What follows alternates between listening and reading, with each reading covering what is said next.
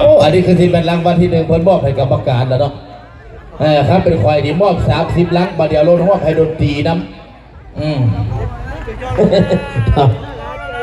อันผู้ได้รับรางวัลที่1เลยอย่าลืมดนตรีเด้ออย่างที่ให้เพิ่นจัก2ลังเนี่ย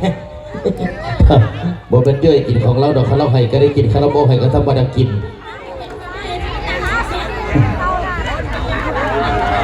ฮะบางพวกมันได้มัดประเดี๋ยวพอได้มัดประเดี๋ยวพี่เจ้าผู้ใดอยากเกิดมัดหยุดก็มาเลยเนาะยินดีต้อนรับซีมอบไปผู้ใดคนน่ะขอมอบไปทั้งคณะกรรมการจัดงานนี้พร้อมด้วยคณะเลยถ้าคณะกรรมการจัดงานบุญกิจเยี่ยมประจำปี2019หา2020ยังอยู่พร้อมด้วยคณะบขันยังโยเฮียนเซิร์นออกมาต้อนรับจำจงมาทางแห่งใจเด้อจากทั้งผู้ที่โชคดี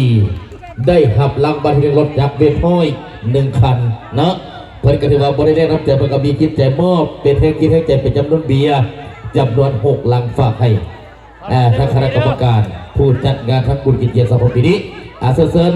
เฮียนเซิร์นทางคณะกรรมการพร้อมด้วยคณะเลยเซิร์น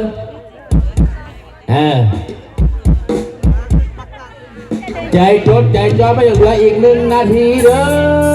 เหลืออีก1 นาทีทั้งเมื่อก่อนเขาเตรียมโอ้มาจุดบ้างพูดหนาที่โบเล่บ้างเก่าหมดแล้วแข่งพ่ออินเตอร์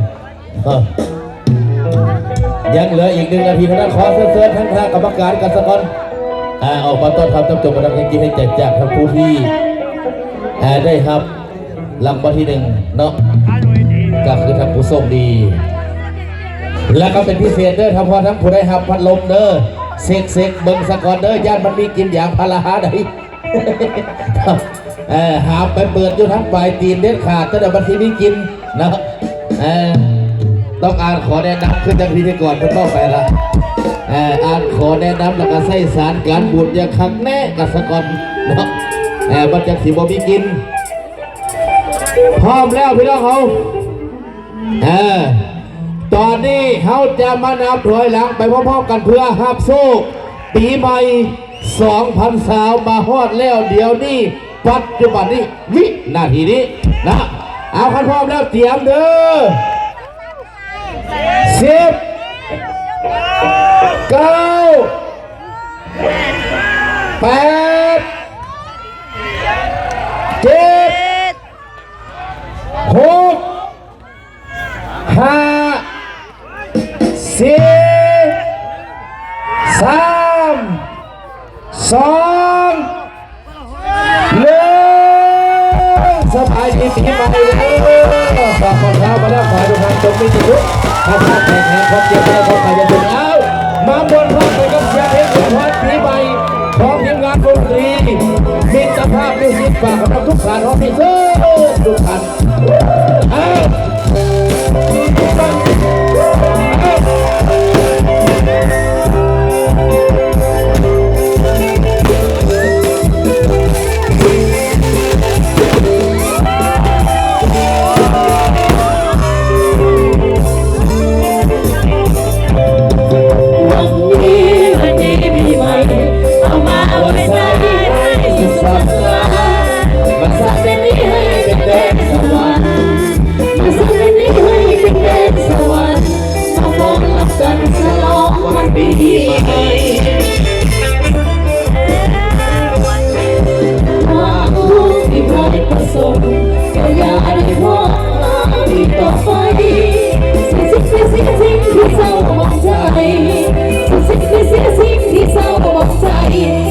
subscribe cho kênh Ghiền Mì Gõ để không bỏ lỡ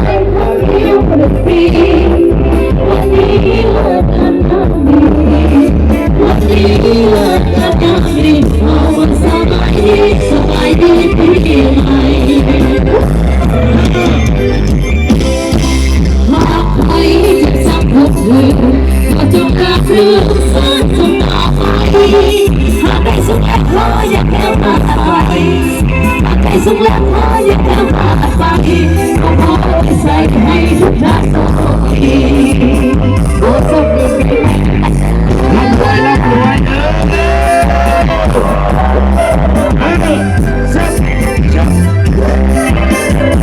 เอาพัดเลยขอให้สาวเงินสาวยันขอให้สาวเงินสาวทำไหลมาเทมาเด้อวันนี้ปีใหม่เข้ามาใส่ให้สุขสันต์ล้านมาสร้างเดือนนี้ให้เป็นเดือนสวรรค์มาสร้างเดือนนี้ให้เป็นเดือนสวรรค์บอกขอรักกันสนองปีใหม่ความทุกข์ที่เคยประสบขออย่าได้พบหาที่ต่อไปก็สิ่งไม่เสียสิ่งที่เศร้าหมองใจสิ่งที่เศร้าหมองใจวันที่ไม่ไหลจบที่ไม่แน่ทีให้หาหัวยิ่งเพื่อนเลยอย่าส่งไปเลยครั้งเดียวดีวันนี้เลิกงานยังดีวันนี้เลิกงานยังดีเอามันสบายดีสบายดีดีอะไรที่เจ้าพบสุดจงลาเลือกสานต่อไปอะไรสุขเล็กพออย่าแค่ผ่านไปอะไรสุขเล็กพออย่าแค่ผ่านไปขอใส่ให้ทุกท่านโชคดีขอใส่ให้ทุกท่านโชคดีโชคดีโชคดีทุกท่านเลยบอกว่าจะเป็นทั้งสุภาพบุรุษหรือสุภาพสตรีบอกว่าจะเป็นพี่น้องบ้านเกิดที่เนี่ยบ้านเมืองบ้านเขามีความเป็นงานดีขอให้มีความสุขความเจริญรุ่งเรืองตลอดไปกันแล้วกัน